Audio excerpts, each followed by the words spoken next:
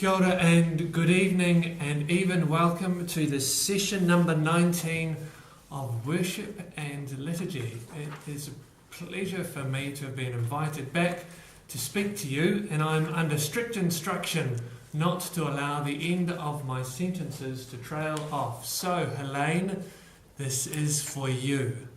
I will endeavour to be very strong and bold in my voice so that no one misses out. Tonight we have quite a lot of material to get through, and I will try not to read it as much as possible. I will also invite you to mute your microphones if you have not done so already. Much as we like to hear from you, let's just keep the noise to a minimum at the moment while people are still coming online. I can tell you with a great deal of relief and satisfaction that the very last iteration of our LiFT program is now available in hard copy. I only just printed it out this afternoon, but it will be winging its way towards you in all the exciting locations that you live tomorrow morning. So hopefully you will have it before the weekend, or at least your coordinators will have it before the weekend. That includes the last 3 sessions, Exploring Christian Ethics, Christianity and the Arts, and then the very final session called Go Now to Love and Serve the Lord, where we will wrap up all the learning and all the shared experience. That will be followed by the celebration of our learning on the 25th of November.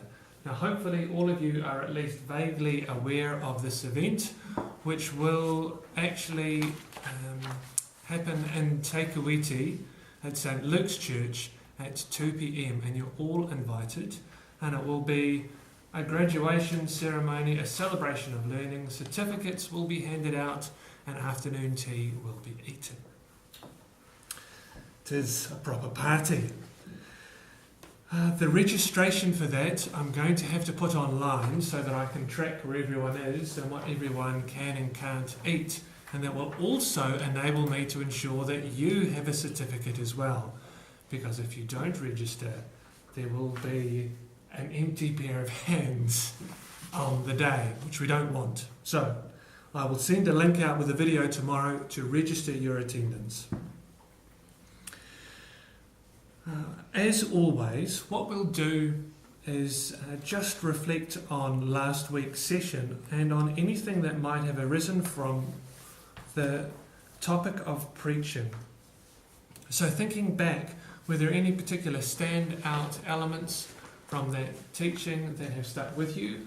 Or when you listened to the sermon on Sunday or Wednesday or whenever, was there a particular element of it that suddenly seemed more significant or perhaps less significant? Spend some time now in your local groups and we'll regather in just a few minutes.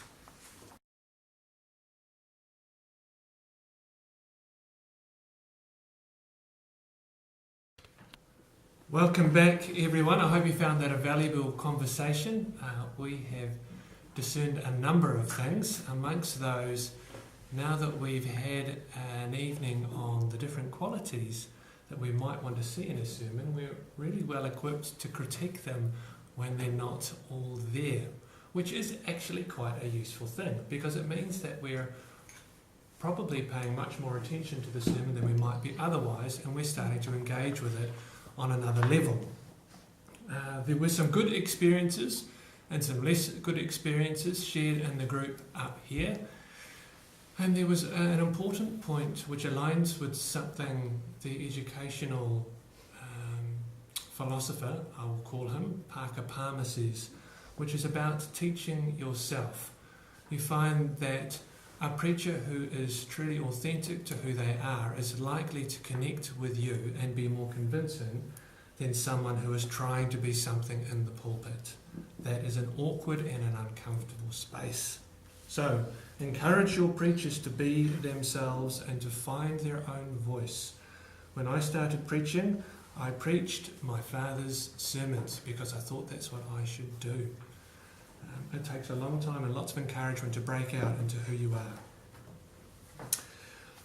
So, from here we're going to divide our time as best we can between worship and liturgy. And I want to start by talking about the origin of the word worship because it's a little peculiar. It's not a word that we find in the Bible at all. It's in fact from Old English. It's a combination of two Old English words, werth and shepa. Now the first word is simply ascribing value to something, and the ship is the same suffix that you'll see in lordship or friendship, and it's talking about a characteristic or a value associated with whatever it's modifying. Now that feels a little bit insipid in the context of a Christian church, and in the secular world it's largely used to address mayors and magistrates.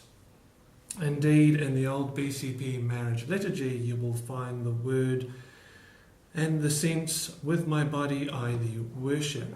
So it really has some application, some wide application in different environments. But for us, when we're talking about our need to observe the significance of God, it doesn't feel like it's quite enough to say it's simply something of high regard. We need to introduce a whole lot more emotion to the situation.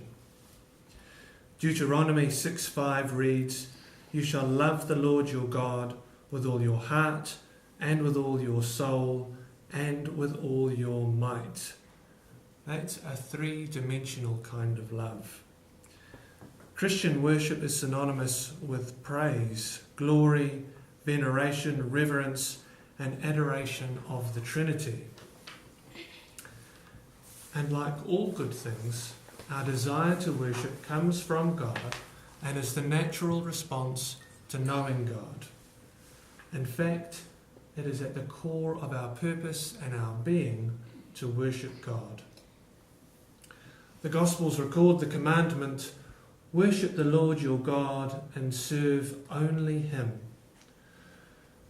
Deuteronomy states, "The Lord your God you shall fear, him you shall serve, and by his name alone you shall swear." Now that tells us that there's much more going on than just ascribing value or worth. In addition, Leviticus 19:2 asks us to be holy as the Lord your God is holy. Irenaeus explains that nothing is more likely to make a person holy than the desire to glorify God. The end, the purpose, the telos of worship is the glorification of God. But the great challenge of Christianity is to be like Christ. So, in a sense, worship is the love and glorification of God combined with an effort to be just like Jesus Christ. However, we can only be like someone if we know someone. Therefore, a key part of worship is relationship. We cannot simply worship God by reading books any more than we can know someone by reading a biography. There is no substitute for experience.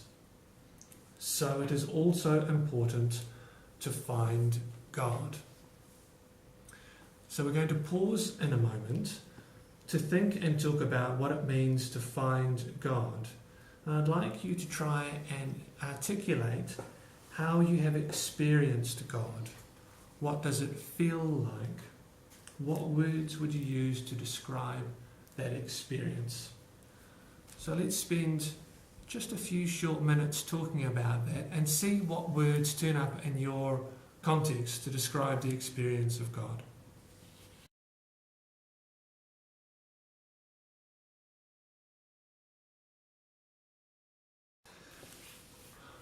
I hope that you've noticed in your groups a significant change in the tone or the tenor of your conversations. We've just been hearing about our brothers and sisters' experience of God in their very lives, and there is no more powerful way of sharing the gospel, I think, than talking about the presence of God in your life. People will ask for all the arguments in the world, all the apologies, in the old sense of the word, but you simply cannot argue with a real and personal experience of your God.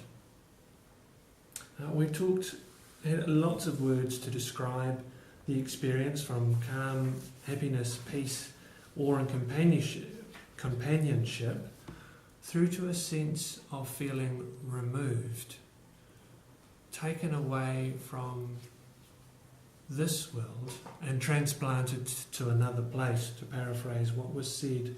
And ultimately, again as was said, you just know. You know when you've had that experience.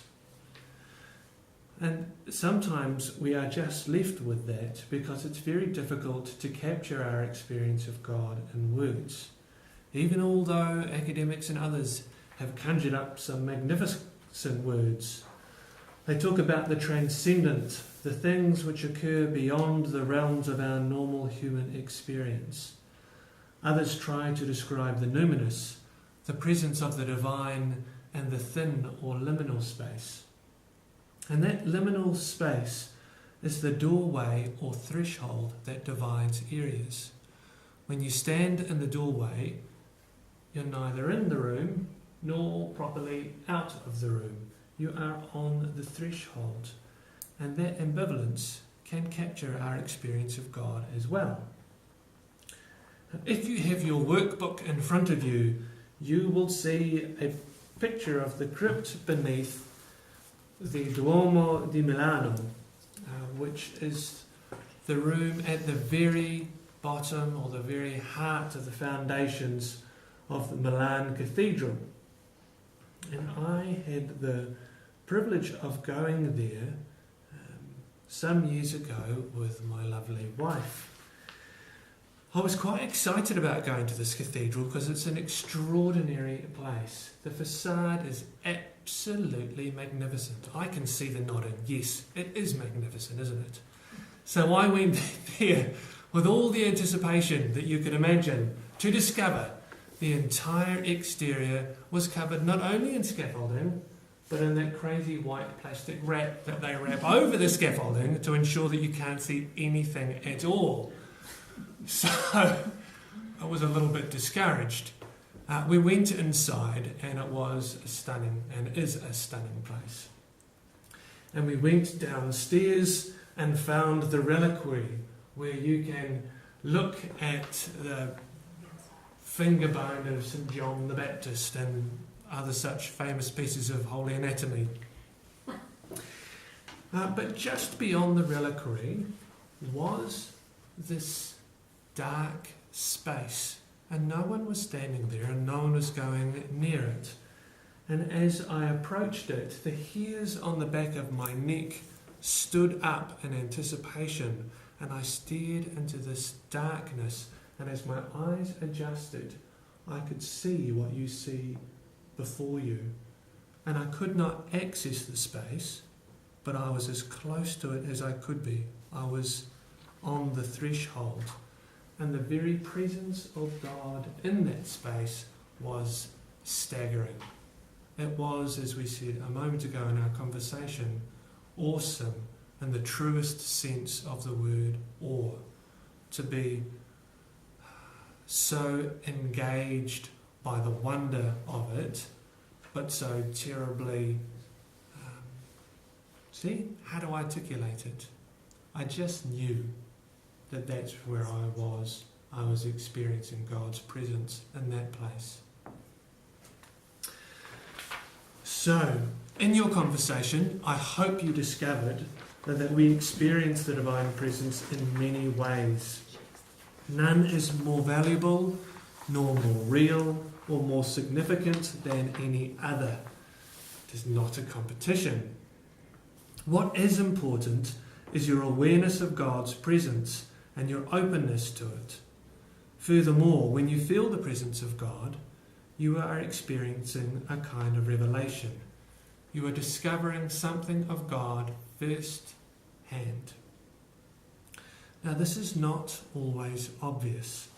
Just like the disciples on the road to Emmaus, it is quite possible that you may not realize what has happened until you have stopped to reflect on your experience, or indeed until you re-encounter God and your previous meeting suddenly makes sense. Consider the disciples' response to Jesus breaking the bread at Emmaus. They said to each other, "Were not our hearts burning within us while he was talking to us on the road, while he was opening the scriptures to us?"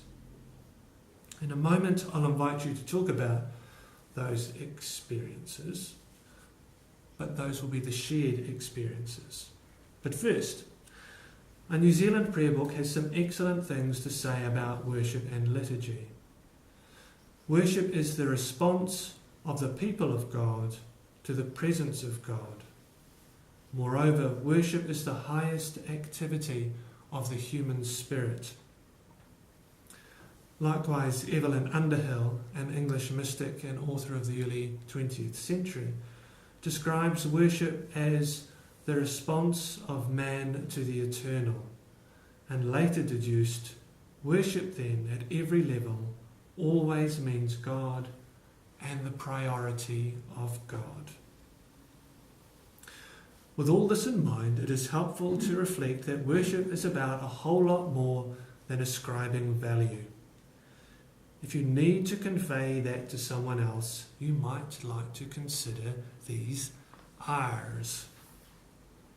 Now, all of these R's that I've bullet pointed here are you-focused, because I believe that when you're sharing your experience with others, it is sometimes helpful to describe your experience first so that it's meaningful for other people, and then you can help them to understand what a corporate experience might be after that. So, relationship. God has made me for relationship, not just with one another, but through Jesus to the Father. Revelation. It is through relationship that God is revealed to us. When God is revealed to us, we have a response. As the disciples experienced in Luke's Gospel, their hearts burnt within them. We remember. So my relationship is informed by my experience and by my reflection on that experience, just as my relationship with anyone else is. And part of that remembering is retelling the stories, as we did earlier. How have you experienced God? Well, let me tell you a story. When we experience God, when we think about our experience of God, it is natural for us to rejoice. And finally, we hold all of that with the utmost reverence. Literally, we stand in awe of our God.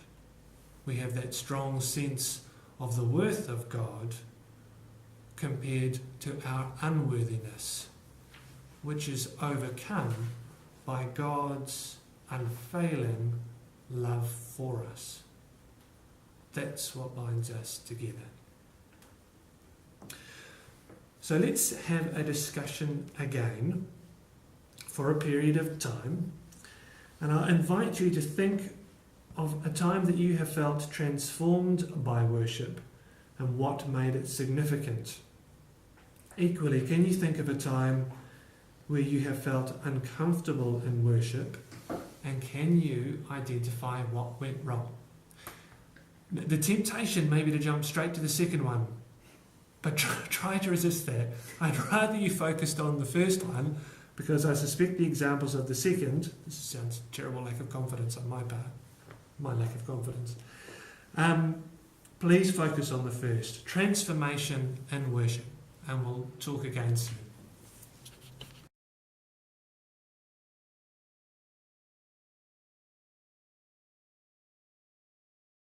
Well, if you could bring your discussion to an end, I hope that you have heard and felt lots of encouragement from your friends about transformation in worship. We've had some precious conversation here,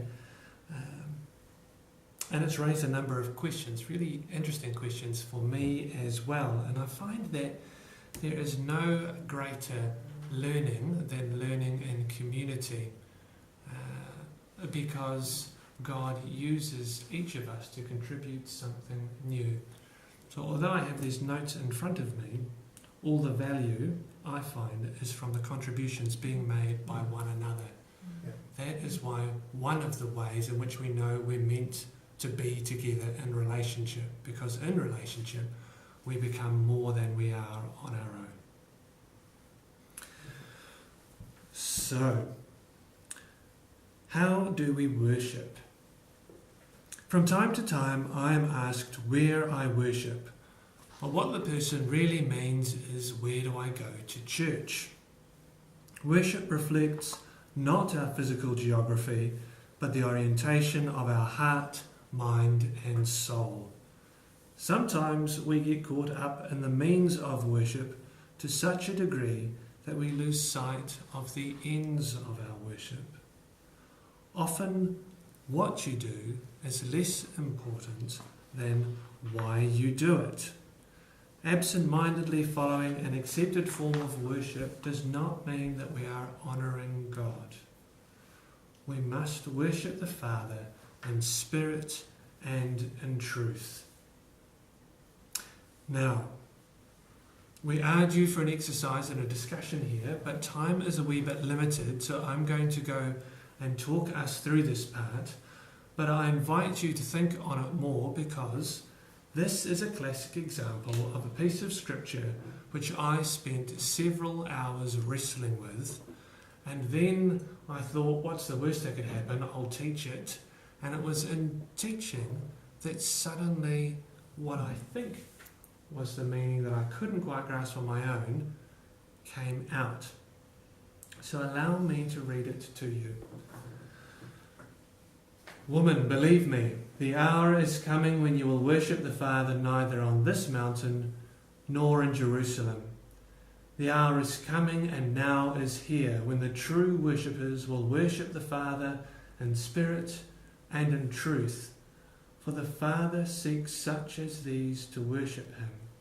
God is spirit, and those who worship him must worship him in spirit and in truth. One Western Christian temptation of recent years has an emphasis on the person of Christ that comes at the expense of the Father and the Spirit. Worship is always focused upon the whole of God, Father, Son, and Spirit, Creator, Redeemer, and Giver of life. True worship then embraces the totality of God and God's action in creation. And I think that is what it means to worship the Father in spirit and in truth. Do you notice that there are three elements? Father, Spirit, and truth. You may have heard it said, I am the way, the truth, and the life. So I cannot help but think of the I am statements and identify the Trinity in that statement. And perhaps the reason I couldn't work out what it meant to worship the Father in spirit and in truth is because I was trying to do it on my own. And it was only when I did it with others, only when I invited 2 or 3 to gather with me to work it out, that God revealed it to me. Now, embracing the totality of God and God's action in creation has enormous ramifications. We think in terms of creation, redemption, and participation. All of creation worships the Creator and yearns for healing. Jesus is the one who redeems us, and it is through Christ that we access the Father. And the Spirit is that which enables us to participate in the death and resurrection of Jesus Christ. Therefore, our worship must embrace at least this threefold reality. The way that we embrace these things, corporately and individually, is often shaped by our liturgy. So, part 2, we're going to start thinking through what liturgy means and what it's trying to achieve. And I'm going to try and move from the bald theology of liturgy right through to what might be called brainwashing, which is one of my favourite topics and pastimes. As my children will tell you, I'm sure. Liturgy is never just words. It is the work of God's people seeking to worship the Father in spirit and in truth. If it is just words, then it is like a noisy gong or a clanging cymbal. Liturgy is a process focused upon God by which we seek to become holy as God is holy. It is intended to engage our heart, mind and soul in loving God. Once upon a time, liturgy was a civil act done in a Greek, as part of the Greek Empire or Greek world, an act done on behalf of others, a work. We have let that meaning go, except that liturgy must always be something that we do together, and its focus is upon something else. Back in the 5th century, Saint Prosper of Aquitaine, a disciple of Saint Augustine of Hippo and a writer, composed the Latin phrase lex orandi, lex credendi. It literally means the law of praying is the law of believing. But it is perhaps better understood as what we pray is what we believe. As Anglicans, a New Zealand prayer book, He Karakia Mihinari o Aotearoa, is the text that reveals the most about what we pray and therefore what we believe. So let's begin with what it has to say. Liturgy describes the people of God. Liturgy expresses who we believe we are in the presence of God. Liturgy reveals the God whom we worship. Liturgy reflects our mission. Now, I have here an activity which relies upon the liturgy being buried deeply within your minds. I know that you have said these liturgies time and time again, and that if someone starts with them, your mouth won't help but join in. So the exercise is to think about how, firstly, the liturgy describes the people of God. So what liturgical phrases can you recall that does describe us as the people of God? Then the presence of God. What does liturgy reveal about the God whom we worship? And what is our mission? I'm going to give us a good 7 minutes, unless we finish earlier, to do this exercise. I've given you a few examples as starters. Hopefully that will trigger something and help you to appreciate that the relationship between what we're saying and who we are and what we're doing is really significant. So, gather together. What you might like to do is break up into smaller groups within your different communities and say, Group 1, people of God. In fact, please do this. People of God, presence of God, revelation about the God whom we worship, and what is our mission. If you have enough to do that, do that. If your group is small, chop it in half and do 2 each. There we go. Thought of everything. Back in a few minutes.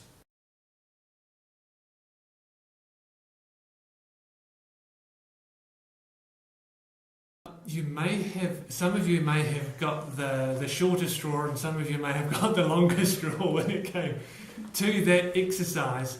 But I hope that you are able to discover or recall some bits of liturgy, or to start looking at the liturgy in light of this statement, because it does describe us as a people who were once far off, but who have been brought back into the grace, or by the grace of God, to be close to God. Likewise, in the presence of God, some will recall we are not worthy through our manifold sins, etc. or the God whom we worship. Your nature is always to have mercy. And likewise the mission. Well, one of those prayers that we do often find people repeat over and over with little or no engagement is the Lord's Prayer. And that includes aspects of all of these at least once in every Eucharist, and sometimes twice if people get a little confused or exuberant. When you listen to the Eucharist again, I encourage you to look at it with these new eyes and to go through and identify what you're actually praying, because it's telling you what you're believing. So that when people ask you, well, what do you believe in anyway?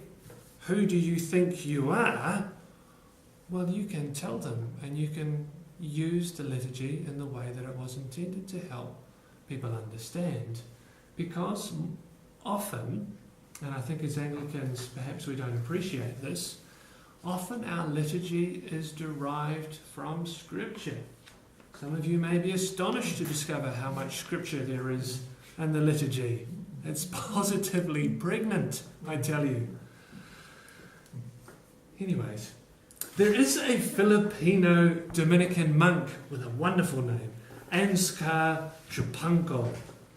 And he wrote these wonderful words.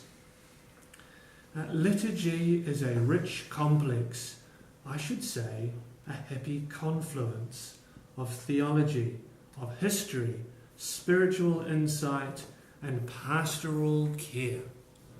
So don't get too hooked on liturgy just being words that you might repeat each week, and start thinking instead about that happy confluence: theology, history, spiritual insight, and pastoral care. Every time you're engaged in liturgy, we want you to reflect on the hows, the whos, and the whats of liturgy, because all that you do in the liturgy should be transforming you. Which brings us directly to the washing of brains. Everybody needs a hobby. One of the great pastimes of the church has been brainwashing in the very best and the very worst sense of the word. I want to talk a little bit about educational psychology. So I had a realization one day. My older boy lives with a condition called, well, a number of conditions: dyspraxia and dyslexia, dyscalculia, dysgraphia, many exciting dys things. And my wife has specialist training in people who have learning difficulties. And she was talking about the different strategies that they have used over time to try and help people access learning in different ways. So back in the 1920s, the educational researchers Orton and Gillingham demonstrated that using structured sequential multi-sensory techniques enhanced memory and learning. All that means is that these people realised that just working with pen on paper doesn't work for everyone. If you access the audio, oral or ear-oriented pathways and the visual or eye alongside the kinesthetic or the physical tangible body stuff, you will reiterate the message you're trying to get across. And the combination of accessing those pathways will help people to learn. So it's what they're trying to do is stimulate all three pathways. For example, a child may learn the letter B by writing in the sand while saying the sound out loud. Eventually, the learning is habituated or automated. That is, when you do something over and over and over and over and over, it just gets stuck inside you and you don't have to think about it. If you ever learnt your times tables at school and I say 3 times 6, many of you will just have the answer flash up in your mind and you won't even be able to stop it. It's just there. So, liturgy actually appeals to the very same principles. And we can use liturgy to help instill particular values into people who participate in it. And that's why I say that liturgy may never be passive, and it's never just words. It deliberately takes us through a process that encourages particular values and behaviours. These communal values and behaviours are reinforced each week by what we say and do together. Ultimately, they shape who we are as individuals and as a community, as we seek to be conformed to the image of God. Perhaps the easiest liturgy to see this in action is the Eucharist. Now, if you have a prayer book, you don't actually need it, but if you were looking to explore the basic structure and building blocks of a Eucharistic liturgy, you could, like the good people of Morrinsville, casually pick up your prayer books. That's right, we see what you're doing. Turn to page 511. The rest of you will find that I have helpfully put it into a table on page 34. Now that is a normal Eucharistic service, and in the left-hand column I have listed off the units, and on the right-hand side I have written down what I think the particular values or behaviours that we're trying to encourage are. So, when we gather in the Lord's name, we're trying to create a community of welcome, of hospitality, and of relationship. And that's relationship with one another, but also to God. So we address songs of praise to God right at the start of that. If you go down a little bit further, you'll see the exchange of peace is all about reconciliation, not what you did on Saturday night. Even although you may hear a bit of that, and it's always worst after a rugby test. Always. Stop it. Go and make peace with someone. Then we make a Eucharist, have the Christian narrative. That's telling our story. Now, storytelling is our bread and butter. Look at what Jesus did. I was going to say marched, but that sounds a bit militant. He went with great purpose around the Holy Land to tell stories. We retell our stories all the time. One of the funny things we do, that Jesus didn't do, is that we're constantly interpreting the stories. Sometimes we need to let the stories speak for themselves as the parables spoke and continue to speak for themselves. So think on that the next time that you're preaching and you've got a parable, and like me, you leap up from your desk chair in praise thinking, I've got a parable. I'm preaching on those, so much to say. Well, sometimes the best way to deal with a parable is to retell the story to help people hear it in a new light. Anyway, telling our stories is part of our Jewish tradition as well. When you think of the way that the Jews celebrate the Passover, they literally reenact what they are doing. And if you have ever witnessed or participated in a Passover story, you get a real sense of the tension, the anxiety and the pressure of the moment. You're standing and eating. You're all decked out and ready to go. Your staff might be in one hand. It's a very different way of participating in a liturgy. If you imagine the intensity of that moment compared to sitting or standing in a pew. Multi-sensory, audio, visual, kinesthetic. Let's try and appeal to all the pathways, because when we appeal to all the pathways, we engage people, body, mind and spirit, which takes us back to where we started this evening. That's the way we're called to love God, with our whole being. Right, that table is by no means exhaustive, but it gives you an introduction into what a Eucharistic liturgy is trying to do. Worshippers are oriented to God and encouraged to be thankful, obedient, confessional, conciliatory, hospitable, many things. If we repeat these values over and over again, they can become habituated or automated. Imagine if we were so invested in our liturgy that when we had to say sorry for something, we didn't think twice about it. We just knew we'd done something wrong. We were convicted of it.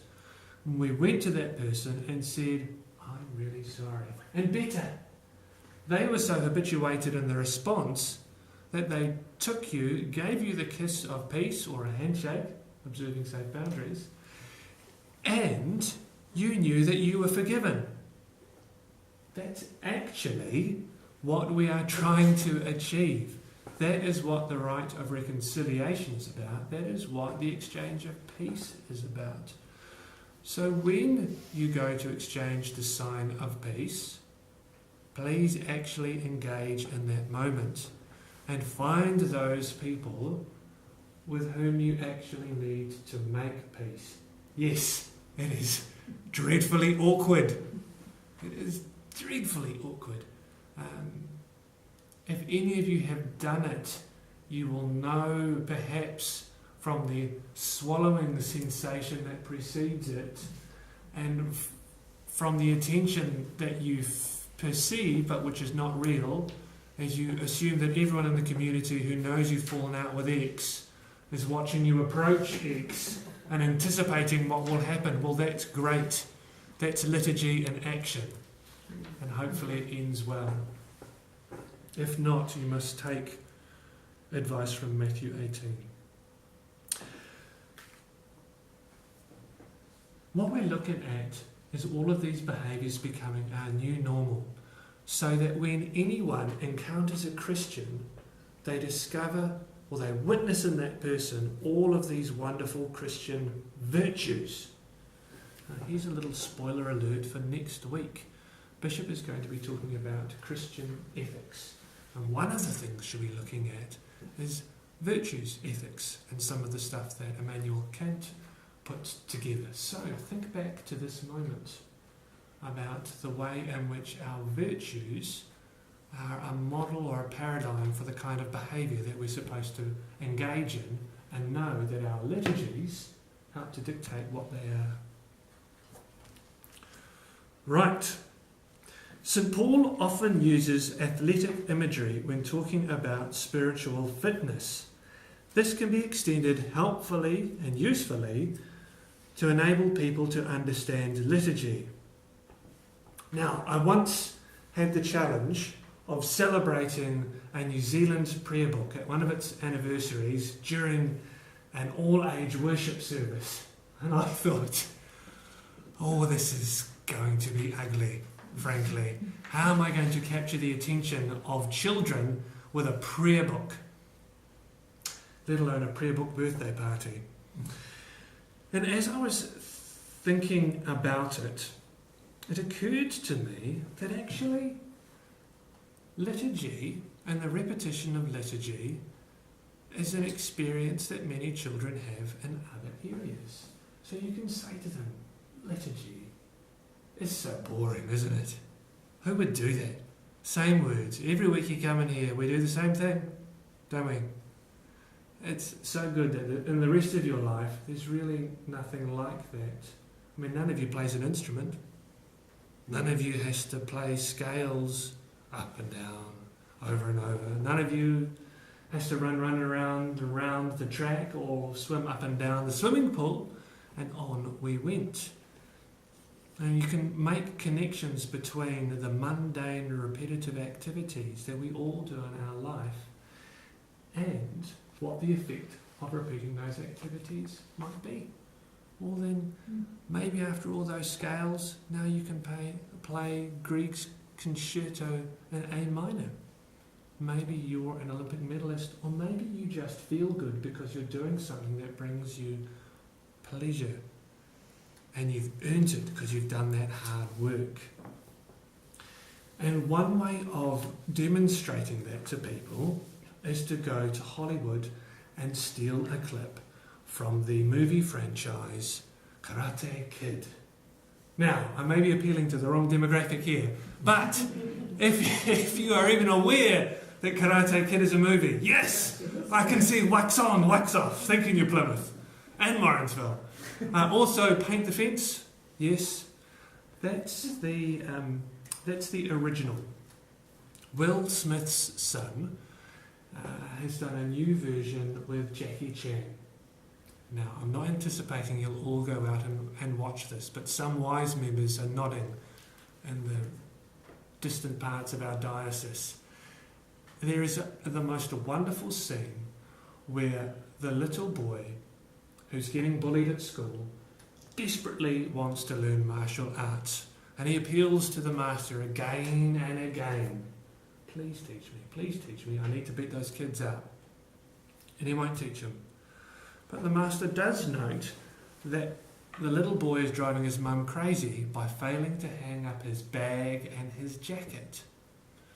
So, he agrees to teach the child martial arts, and he says, bring your bag and jacket. So the child duly does. And day after day, he says, pick up your jacket. Put your jacket on. Take your jacket off. Drop your jacket on the ground. Pick up your... And he repeats it over and over again. And then there's this wonderful sequence where the repeated movements of hanging up and collecting off the ground have developed muscles and habituated patterns such that he suddenly discovers that he knows Kung Fu. It's really clever because it helps us understand that when we are truly invested in the liturgy, when we know what we're doing and we've enabled other people around us to know what we're doing, we've learned something, and that behaviour can be repeated quite naturally. So, for our final exercise, what I would like you to do is, golly, this is going to be tight for time, is dream dreams in a very quick fashion. What you can see here, it comes straight out of a New Zealand prayer book, and it is what we would call the penitential rite, or that bit where, as the body of Christ, we all gather to say we're sorry for what we've done, and in the many things we have not done, etc., and then we receive God's forgiveness. So again, I have two columns. The left is the liturgy, and the one is some observations about what I think is going on. So what I'd like you to do for a moment is go through that together, and then I want you to imagine how you might choreograph that. How might you do it differently in your worshipping body to bring out the meaning of the different parts of that short bit of liturgy? Now, it's a short rite. It's rich in symbolism, hope and meaning, sound and silence, and so on. So what's going to bring the meaning out? You can do this with all parts of the liturgy, but right now, just spend 5 to 10 minutes going through that to see what you can see. We'll gather back.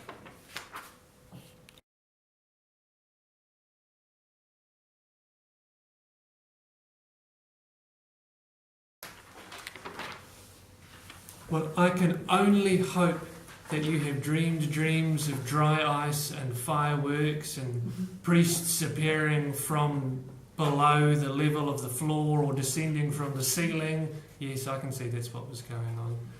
I hope that you have genuinely discovered potential for some real changes, or for reconsidering what some of the rubrics actually say. And there are those times when we can't observe them, or when individuals can't do them. For example, some people simply cannot kneel, or they cannot stand. Some people, in all seriousness, can't be quiet. I live with one of them. But actually, on the whole, if we're able to create a culture where people do things to reinforce what's happening in the liturgy, you will see them engage quite differently with what's going on. The simple act of kneeling or crossing oneself, or even you'll see some people who lay prostrate on the floor. All of these change the way in which you relate to our God. And they give you an experience of God. And as worshippers of God, we're looking to experience God's presence in our lives so that we can share that experience with other people. For, after all, ultimately, we are called to be evangelists and to share the love that we have received from God with other people that we meet. So I urge you, when you're thinking back about liturgy and worship, when you're devising new and amazing ways of doing things within the church and of engaging the people who worship around you, remember that the rest of that story is your effort in the world to go out in the mission of God to spread the good news.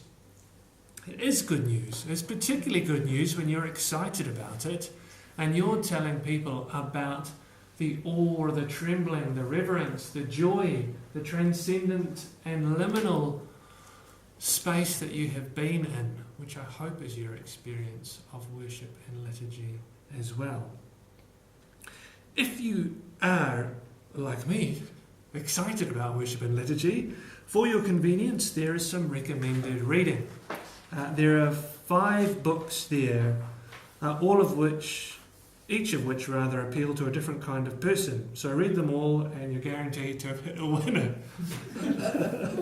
Before next week.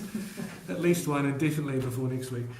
There are some websites which I didn't think about, and that includes Liturgy Pacific. That's by Richard Leggett, who is an extremely well-respected liturgical scholar based in Vancouver, formerly of the Vancouver School of Theology. And also, and this is a new person that I only just recently discovered, Stacey Gleddy-Smith. I'll send these out in the email to save you trying to spell Gleddy-Smith. And her site is Thinking Worship, more contemporary. And my absolute favourite that I'm constantly going on about, the Liturgists.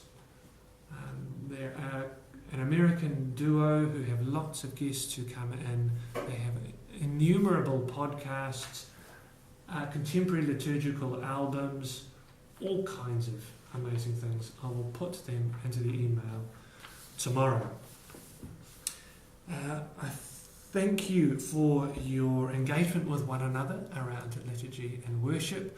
I sincerely hope this has been rewarding, that you've learnt something new and that you've got some ideas that you will be able to share with your worshiping community, or to encourage other people to understand what is going on, because worship is at the very core of who we are as creatures of the Creator. First and foremost, we worship God, and worshiping God, we love God with our heart, our mind, our soul, our body, every aspect of our existence. And through that, we seek to become like Jesus, conformed to the image of Christ, so that we can be Christ in the world. There we are. I could have said that without the last 90 minutes. As you go into prayer together, engage in the liturgy. Hear what it's saying about who you are, who we are, who God is. See it afresh and be excited. And may God's blessing be with each of you and with everyone that you encounter as you share the good news with them. So, good night, and join us next week for session number 20, Christian Ethics. Good night.